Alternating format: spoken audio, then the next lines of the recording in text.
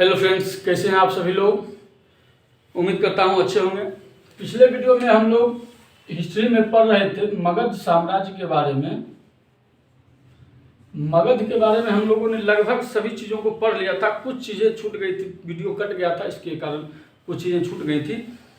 तो आगे हम लोग देख लेते हैं उसके बारे में और उसके बाद हम लोग आगे बढ़ते हैं। तो इसमें हम लोगों ने देख लिया था कि पन्याध्यक्ष जो टैक्स अर्थशास्त्र में जो फसलों को किस तरह से बांटा गया है 3 भागों में, हेमन, ग्रैमस्मिक और केदार में। उसके बाद हम लोगों ने प्रशासन की जो इकाई थी, प्रशासन की इकाई को हम लोगों ने समझ लिया था। उसके बाद राजस्व के जो स्रोत बताए गए थे अर्थशास्त्र में, उसे हम लोगों ने देख लिया था। अब हम लोग थोड़ा सेना के विषय में जान लेते हैं। इस तरह यहाँ 2 तरह की सेनाओं का वर्णन है, एक स्थायी सेना और एक जो है किराए की सेना। एक स्थायी सेना और एक किराए की सेना। स्थायी सेना और एक किराए की सेना। स्थायी सेना रखा जाता था जिसे कहते हैं स्थायी रूप से रखना और उन्हें परमानेंट वेतन देना और सभी सुविधाएं उन्हें प्रदान करना स्थायी सेना को किया जाता था। और ये हमेशा शासक के साथ ही रहते थे, ये हमेशा राजा के लिए रहते थे। और किराए की जो सेना है, ये कभी विशिष्ट समय में, जैसे युद्ध के समय में कुछ सेनाओं को अन्य राजाओं से या अन्य सामंतों से क्या किया जाता था, किराए पर लिया जाता था और इन्हें युद्ध के उपरांत इन्हें जो मूल्य होता था, मूल्य चुका करके इनका कार्य खत्म हो जाता था। तो किराए की सेना और स्थायी सेना 2 तरह की सेना को रखने का इसमें प्रावधान था। ठीक है। उसके बाद सिक्कों के बारे में देख लेते हैं। तो एक था काशार्पण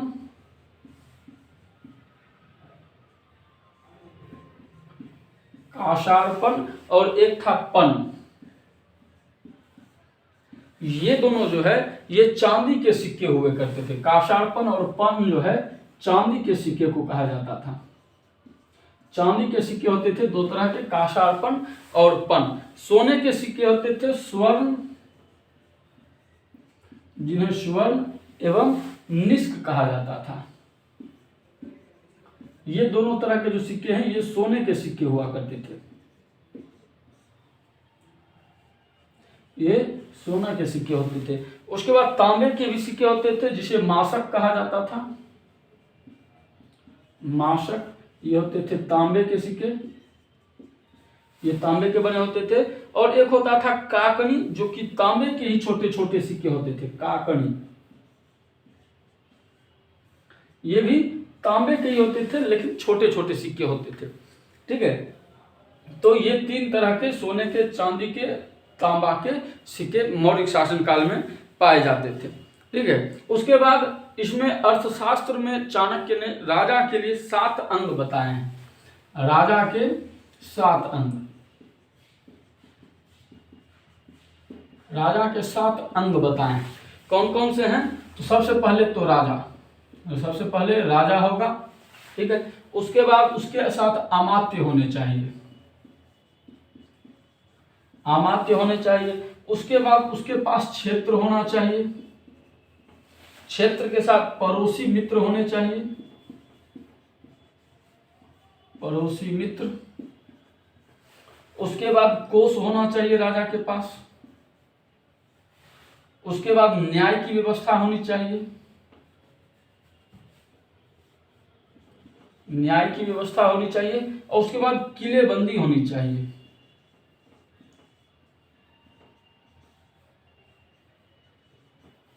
किलेबंदी होनी चाहिए। ये 7 जो हैं राजा के अंग हैं। सबसे पहले तो राजा, एक सुयोग्य राजा होना चाहिए। उसके पास जो है मजबूत मंत्री होने चाहिए, क्योंकि राजा का ज्यादातर कार्य मंत्री ही करते हैं। इन्हीं की सलाह से सभी राजा अपना कार्य संपादित करते। तो एक सुयोग्य मंत्री अमात्य होना चाहिए। उसके बाद राजा के पास अपना एक विशिष्ट क्षेत्र होना चाहिए जिस पर वो सही तरह से शासन कर सके। ऐसा नहीं कि छोटा सा एक क्षेत्र है उस पर में हम अपने आप को राजा बना के घोषित कर दे रहे हैं, तो वैसा नहीं। एक राज्य करने योग्य उसके पास क्षेत्र होने चाहिए। और आस पड़ोस के जो क्षेत्र हैं वहाँ पड़ोसी जो हैं वो क्या होने चाहिए, उनसे मित्रवत संबंध होना चाहिए। उससे कैसा होना चाहिए, मित्रवत संबंध होना चाहिए। उसके बाद कोष के साधन होने चाहिए, यानी धन, आर्थिक जो संपन्नता होनी चाहिए वो राजा के पास होनी चाहिए। उसके बाद राजा के पास न्याय की पूर्ण व्यवस्था होनी चाहिए कि किसी भी प्रजा को, कोई भी व्यक्ति यदि राजा के पास न्याय के लिए आता है तो उसे न्याय मिलना आवश्यक है। उसके बाद किलेबंदी होनी चाहिए, यानी अपना जो क्षेत्र है पूरा का पूरा क्षेत्र वो उसमें किलेबंदी होनी चाहिए। ये 7 जो है राजा के क्या हैं, 7 अंग बताए गए हैं। कहाँ, तो चाणक्य के द्वारा जो लिखी गई पुस्तक है अर्थशास्त्र में, अर्थशास्त्र में। ठीक है, उसके बाद अब हम लोग देखते हैं ये सभी मौर्य प्रशासन की सारी व्यवस्थाएं थी। इसके बाद मौर्य साम्राज्य का धीरे धीरे अशोक के बाद क्या होने लगा, तो मौर्य शासन का, मौर्य साम्राज्य का विघटन होने लगा।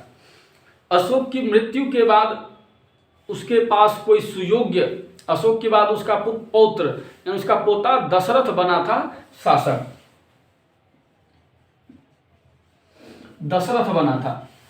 तो ये भी उतना योग्य नहीं था, और इसके बाद भी और जो भी शासक आते गए वो सब उतने योग्य नहीं थे। तो इसके कारण क्या हुआ, मौर्य साम्राज्य का क्या होने लगा, विघटन होने लगा। और भी कारण है मौर्य साम्राज्य के विघटन के, तो जैसे अशोक की धम्म नीति, अशोक का जो शस्त्र त्याग, जो अशोक ने शस्त्र त्याग दिया था, तो शस्त्र त्यागने के कारण क्या हो गया, लोगों में भय की भावना खत्म हो गई, लोगों से भय की भावना समाप्त हो गई। तो जब भय समाप्त हो गया तो शासक का भय भी, राजा का भय भी प्रजा में होना चाहिए। यदि राजा के साथ राजा प्रेम का व्यवहार रखे, प्रेम के साथ साथ राजा का कुछ भय भी प्रजा में होना चाहिए, तो भय समाप्त हो गया। उसके बाद जो धर्म प्रचार में अशोक ने बहुत अधिक धन जो खर्च कर दिया, इसके कारण आर्थिक विपन्नता भी होने लगी। तो आर्थिक विपन्नता भी इसका एक कारण हो सकता है। अशोक का धम्म नीति यानी शस्त्र त्यागने की जो प्रवृत्ति थी वो भी एक इसका माध्यम हो सकता है। और अशोक के बाद कोई वैसा सुयोग्य शासक न आना भी एक मौर्य साम्राज्य के क्या हो सकता है, पतन का एक कारण हो सकता है। तो मौर्य साम्राज्य का अंतिम जो शासक था वो था बृहद्रथ।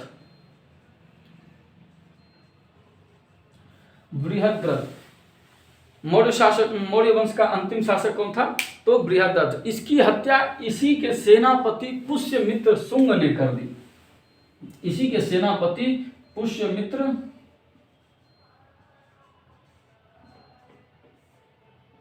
शुंग ने, इसी का सेनापति था पुष्यमित्र शुंग। इसी ने क्या की, तो बृहद्रथ की हत्या कर दी और एक नए राजवंश की स्थापना की। कौन सा राजवंश, तो शुंग राजवंश की स्थापना की। तो ये मौर्य वंश समाप्त हो गया है। अब आगे हम लोग बढ़ते हैं शुंग वंश की ओर। अब आगे हम लोग बढ़ते हैं शुंग वंश की ओर। तो शुंग वंश का संस्थापक कौन था, तो शुंग वंश का संस्थापक पुष्यमित्र शुंग था।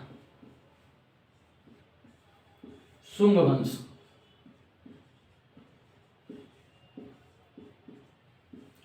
पुष्यमित्र शुंग, ये था शुंग वंश का संस्थापक। इसने 185 ईस्वी में, 185 ईस्वी पूर्व में इसने क्या किया, शुंग वंश की स्थापना की, शुंग वंश की स्थापना की। ये ब्राह्मण थे, ये पुष्यमित्र शुंग क्या थे, तो ब्राह्मण। इन्होंने ये ब्राह्मण थे और ब्राह्मण वंश की इसने स्थापना की। एक तरह से इनका जो राजवंश था वो ब्राह्मण था। इन्होंने अपनी राजधानी जो है विदिशा में स्थापित की, राजधानी विदिशा को बनाया। इसने जो है अपनी राजधानी कहाँ स्थापित की, तो विदिशा में इन्होंने अपनी राजधानी स्थापित की। और दूसरी जो है इनसे जो है एक तरह से सेनानी भी कहा जाता था। पुष्यमित्र शुंग को सेनानी भी कहा जाता था। सेनानी, एक अच्छा सैनिक भी रहा, एक अच्छा सेनापति रहने के कारण इसे सेनानी की उपाधि दी गई थी, सेनानी कहा जाता था।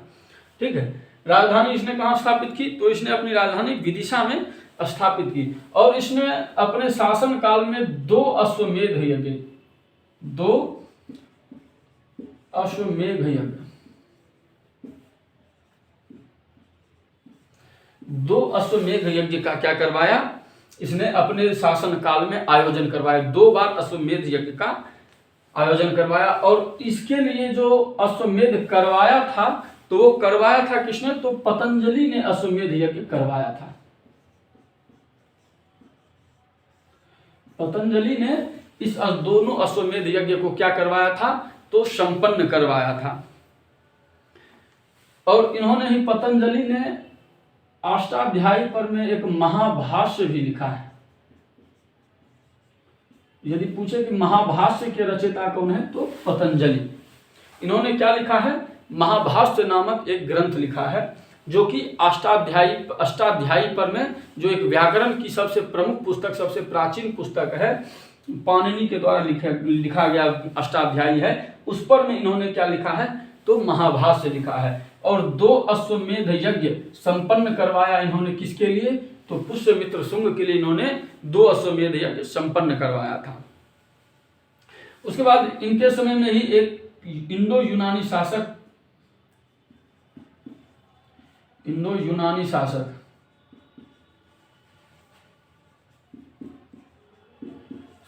का आक्रमण हुआ था। कौन था? तो मीनांडर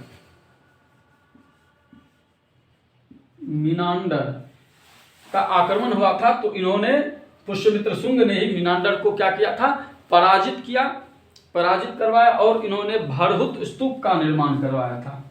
एक भरहुत स्तूप का निर्माण करवाया किसने? तो पुष्यमित्र शुंग ने ही भरहुत स्तूप का निर्माण करवाया था। इन्होंने अपनी शुंग वंश की स्थापना 185 ईस्वी पूर्व में की थी। राजधानी अपनी कहाँ लेके गए? तो इन्होंने अपनी राजधानी को विदिशा में स्थापित किया। 2 अश्वमेध यज्ञ अपने शासन काल में करवाया, जिसके लिए पतंजलि ने दोनों अश्वमेध यज्ञ करवाया था। इंडो यूनानी शासक मीनांडर के आक्रमण को इन्होंने क्या किया? विफल किया और भरहुत स्तूप का निर्माण करवाया था। अगला जो शासक था, पुष्यमित्र शुंग के बाद जो अगला शासक था, वो था अग्निमित्र। इसके बाद पुष्यमित्र शुंग के बाद जो अगला शासक आया, वो था अग्निमित्र। कौन था? तो अग्निमित्र। ये वही अग्निमित्र है जिसकी चर्चा कालिदास के पुस्तक मालविकाग्निमित्र में जो अग्निमित्र है, वो इसी अग्निमित्र की चर्चा की गई है। मालविका और अग्निमित्र दोनों की, मालविकाग्निमित्र में मालविका और अग्निमित्र की चर्चा है, जो कि कालिदास ने लिखा है। तो वो जो अग्निमित्र है, वो इसी अग्निमित्र की चर्चा वहां पर उन्होंने की है। इसके बाद अग्निमित्र के बाद आए वसुमित्र। अग्निमित्र के बाद जो अगला शासक आया, वो था वसुमित्र। अग्निमित्र के बाद जो अगला शासक आया, वो कौन था? वसुमित्र। इसी तरह से कुल 7 और शासक शुंग वंश में आए। तो उन सभी के विषय में उतना कुछ जानकारी नहीं प्राप्त है, या उनके समय में कुछ वैसी कोई विशेष घटना नहीं हुई जिसके कारण उनके नाम को महत्वता दी जा सकती थी।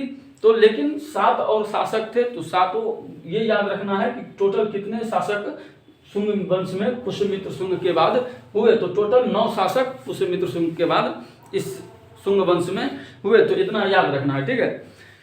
तो इसका जो अंतिम शासक था, अंतिम शासक देवभूति था। अंतिम शासक के बारे में याद रखना है, क्योंकि यहां से प्रश्न पूछ सकता है कि अंतिम शासक को ही हरा करके या उसकी हत्या करके ही कोई दूसरा नए राजवंश की स्थापना करेगा। तो अंतिम जो शासक था वो कौन था? तो देवभूति।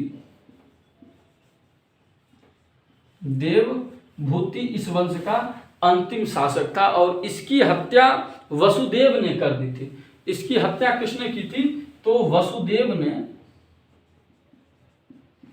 हत्या वसुदेव ने की। इसकी हत्या किसने की? तो वसुदेव ने इसकी हत्या की और जाकर के वसुदेव ने एक नए राजवंश की स्थापना की जो कि कण्व वंश था। देवहूति की हत्या वसुदेव ने की और उसने क्या किया, तो एक नए राजवंश कण्व राजवंश की स्थापना की। कण्व राजवंश का भी जो अंतिम शासक था वो कौन था, तो सुशर्मा।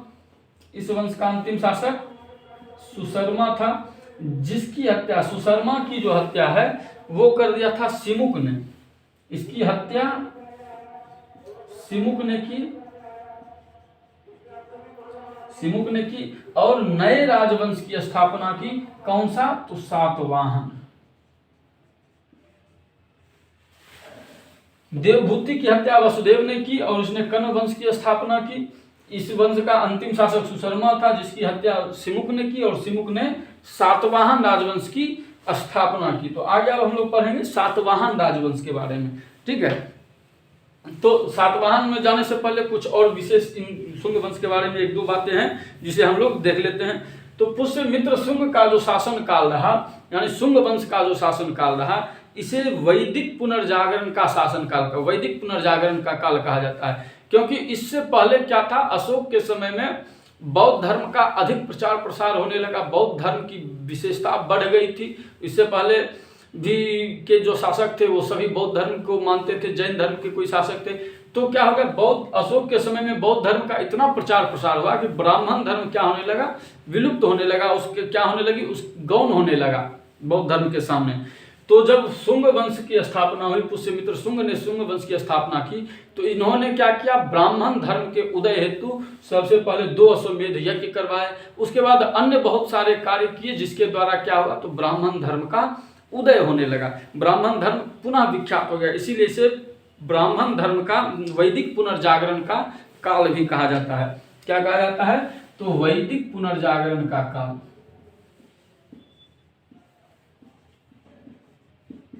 वैदिक पुनर्जागरण, वैदिक पुनर्जागरण का काल किसे कहा जाता है, किस काल को, तो शुंग वंश के शासन काल को वैदिक पुनर्जागरण का काल कहा जाता है। अयोध्या अभिलेखों में पुष्यमित्र शुंग का वर्णन मिलता है, जिसे धनदेव ने लिखा है। अयोध्या में एक अभिलेख है जिसे धनदेव ने लिखवाया था और उसमें पुष्यमित्र शुंग के बारे में चर्चा मिलती है कि किस तरह से पुष्यमित्र शुंग ने ब्राह्मण धर्म के उदय के लिए भूमिका निभाई थी और किस तरह से कार्य किया था और किस तरह से शासन को चलाया था। शुंगकालीन वास्तुकला का नमूना यदि देखना है तो वास्तुकला का नमूना अभी भी हमें बोध गया में देखने को मिलता है। शुंग वंश के द्वारा जो वास्तुकला कुछ बनवाए गए थे, वहाँ मंदिर मठ बनवाए गए हैं, तो उसका वो हमें देखने को, वास्तुकला का नमूना हमें देखने को मिलता है कहाँ, तो बोध गया में। बोध गया में हमें शुंग वंश के द्वारा जो स्थापित कुछ वास्तुकलाएं हैं, कुछ उसे हमें देखने को मिलता है। ठीक है, तो ये था हम लोग का शुंग वंश। इससे अधिक विशेष हम लोग को नहीं पढ़ना है शुंग वंश के बारे में, क्योंकि इससे विशेष कुछ पूछता भी नहीं है। शुंग वंश से संबंधित एक टॉपिक है, तो इसलिए हम लोगों ने इसे पढ़ लिया। और प्रश्न पूछेगा भी तो एक प्रश्न पूछता है, वो भी इससे अधिक जगहों से, इससे अधिक विषयों से आप लोगों को कोई टॉपिक इससे नहीं पूछ सकता है। चाहे बीपीएससी हो या बिहार टीचर का एग्जाम हो या बिहार एसएससी हो या बिहार एसआई हो, किसी में भी शुंग वंश से यदि कोई प्रश्न आता भी है तो इस टॉपिक के बाहर से आपको कोई प्रश्न नहीं आने वाला है। तो शुंग वंश के बारे में इतना ही जानकारी हम लोगों को रखना है। उम्मीद करते हैं आप लोगों को हमारा ये वीडियो आज का पसंद आया होगा। पसंद आया हो लाइक करें, शेयर करें, सब्सक्राइब करें और ज़्यादा से ज़्यादा लोगों को शेयर करें। धन्यवाद।